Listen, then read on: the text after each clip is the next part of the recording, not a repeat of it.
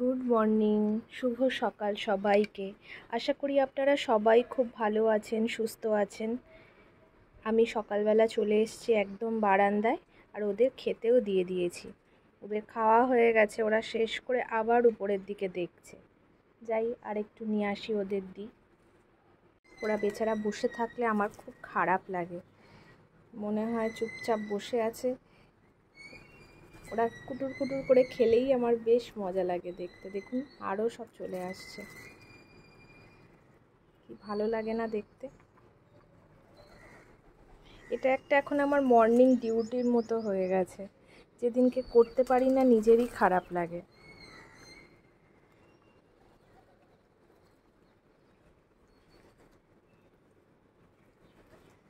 মাঝে জলও দিয়ে রাখতাম, জানেন তো।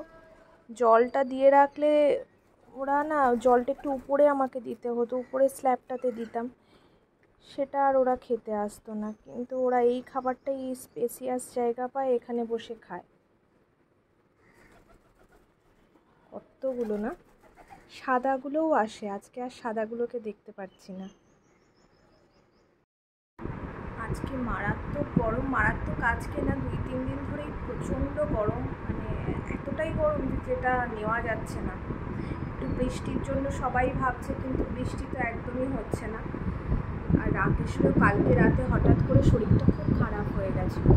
কালকে এই মোগলাই পরোটা আনা হয়েছিল, খাওয়া হয়েছে। এবার রাকেশের খেয়ে রাতেরবেলা প্রচণ্ড গ্যাস হয়েছে, ভালো করে ঘুমাতে পারিনি। সকাল ভোরবেলা উঠে এখন উঠলো, কিছুক্ষণ আগে উঠে যোগা করছে।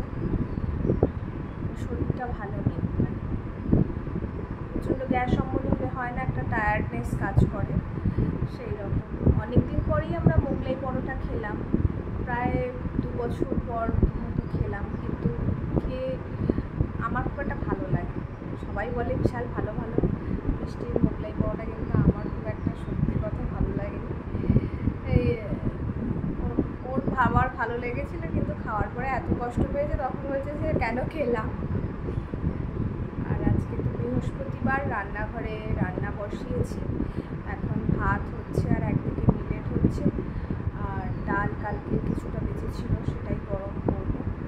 আর একটু সয়াবিন করবো, সয়াবিনের ডালনা। আর এদিকে মাসি কালকে রাতে বিট ভাজা করেছিল, সেটা আছে, সেটা হয়ে যাবে। আজকে এইগুলোই হবে। আর একটু আলু পোস্তও রয়েছে ফ্রিজে, সেটাও গরম করে দেবো, কেননা বেশি দিন থাকলেই গরমের সময় না সমস্ত খাবার খারাপ হয়ে যায়। ওইগুলোকেই গরম করবো, আজকে মোটামুটি হয়ে যাবে। ওদের বিশেষ ঝামেলা কিছু করবো না। ভাতটা হোক, তারপর এক এক করে। মেয়ের পড়তে যাওয়া আছে, তাই ওকে এবার ব্রেকফাস্টটা বানিয়ে দিই। আজকে ওকে স্মুদি বানিয়ে দিচ্ছি, কাল রাতে রিচ খাওয়া দাওয়া হয়েছে তো, সেজন্য আজকেও ব্যানানা স্মুদি বানিয়ে দিচ্ছি। দেখুন আমার চোখের আইলাইনার, কালকের লাইনার, কাজলের সব এখনো কালো কালো ছাপ হয়ে আছে। ঠিক আছে, চলুন তাড়াতাড়ি বানিয়ে দিই।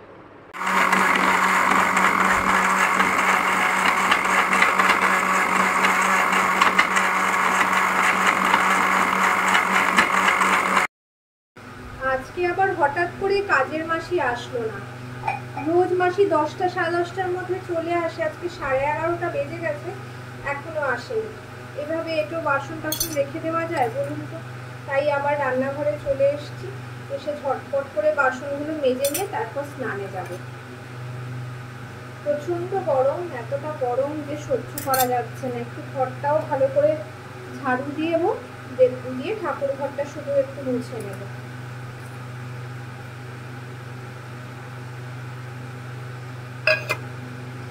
কালকে তো আমরা বাইরে থেকে মোগলাই পরোটা কিনে এনেছিলাম, সেই জন্য রান্না তো সেইভাবে কিছু হয়নি, সেই জন্য বিশেষ বাসন বেরোয়নি।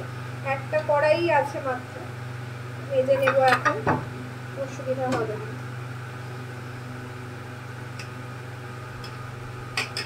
রাকেশও অফিস থেকে ফোন করেছে, মেয়ে পড়তে গেছে।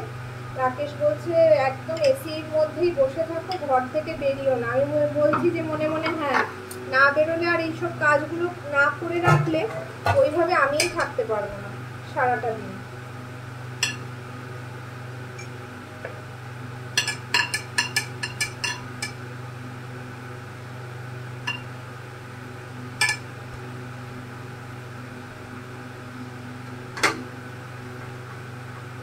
আসলে ঠিক আছে, যদি একটু আগে থেকে ইনফর্ম করে দেয় যে আসবো না, সুবিধা হয়, তাহলে বাসনটা বেসিনে বেশি পড়ে না, সঙ্গে সঙ্গে কাজগুলো করে নিতে পারি।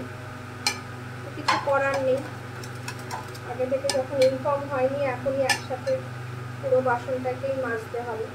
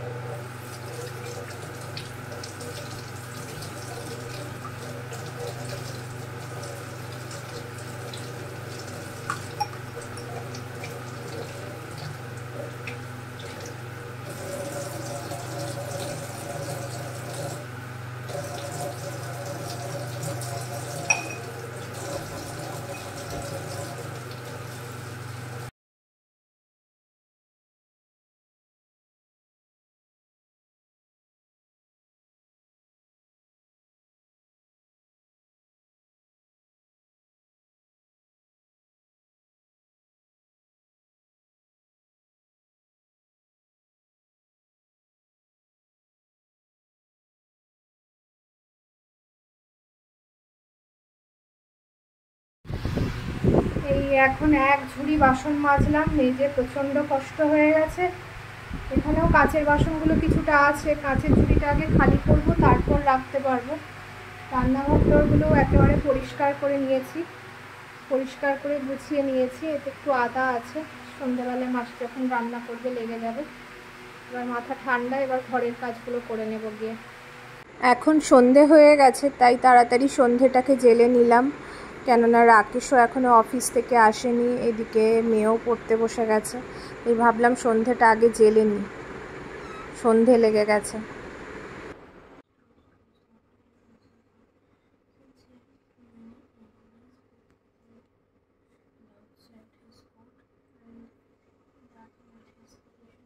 একটু লেবু চা করো মাসি, লেবু বার করেছো? একটু লেবু চা করো, আর এইদিকে মানে ভিন্ডিটা প্লেন ভাজা করো, আর আলু পটল পেঁয়াজ দিয়ে একটা তরকারি করো। হ্যাঁ, আর স্যালাড না গোল গোল করে না কেটে আজকে লম্বা লম্বা করে কেটে দিও ওই শশাগুলো। স্যালাডে একটু পেঁয়াজও কাটবে। পেঁয়াজ আছে? আর ঝুড়িতে পেঁয়াজ আছে? কটা আছে? আচ্ছা, এটাই করো। মাসি তো কাজে চলে এসছে, আর রাকেশও অফিস থেকে চলে এসছে। এখন 7টা বাজে। আজকে এত তাড়াতাড়ি কোনোদিনও আসে না, আজকেই এসে গেছে। শরীরটা প্রচণ্ড খারাপ লাগছে, বললাম না কালকে গ্যাস হয়েছে। সেই গ্যাসের প্রবলেমটা এখনও শরীরের মধ্যে একটা অস্বস্তিটা কাজ করছে, এখনও যায়নি। সেই জন্য অফিস থেকে তাড়াতাড়ি চলে এসেছে, এসে এখন ওই ঘরে বিশ্রাম করছে। মাসিকে বললাম একটু চা করো, চাটা খা। মানে লিকার চাই তো খাই, দুধ চাটার সময় এমনিতেও দুধ চা খাইও না, আর গ্যাস অম্বলের সময় দুধ চা খাওয়া ঠিক না। এবার যাবো রাকেশের কাছে, একটুখানি হাত পাগুলো যন্ত্রণা করছে, পিঠ একটু যাই দেখি কি অবস্থা, ওষুধগুলো খায় কিনা, কি করে। আর আজকের মতো ব্লগটাকে এখানেই কমপ্লিট করছি। সবাই ভালো থাকবেন, সুস্থ থাকবেন। আর আমার ব্লগটাকে যদি ভালো লেগে থাকে প্লিজ একটা লাইক করে দেবেন, শেয়ার করে দেবেন, আর আমার চ্যানেলটাকে সাবস্ক্রাইব করে দেবেন। সবাইকে গুড নাইট। ব্লগটাকে শেষ করে দিয়েছি প্রায়। হঠাৎ করে দেখছি বারান্দার দিকে হঠাৎ আলোর ঝলকানি আসছে, বিদ্যুৎ চমকাচ্ছে, তাই বাইরের দিকে গেলাম। আর আকাশের কালারটা দেখুন, বিদ্যুৎ চমকে কি অদ্ভুত দেখতে লাগছে, তাই ভাবলাম একটু ক্যামেরা বন্দি করে নিই এই শেষ অংশটুকু। সবাই ভালো থাকবেন, সুস্থ থাকবেন। আর আমার ব্লগটাকে যদি আপনাদের ভালো লেগে থাকে প্লিজ একটা লাইক করে দেবেন, একটু শেয়ারও করবেন, আর আমার চ্যানেলটাকে অবশ্যই সাবস্ক্রাইব করে নেবেন। সবাইকে অসংখ্য ধন্যবাদ।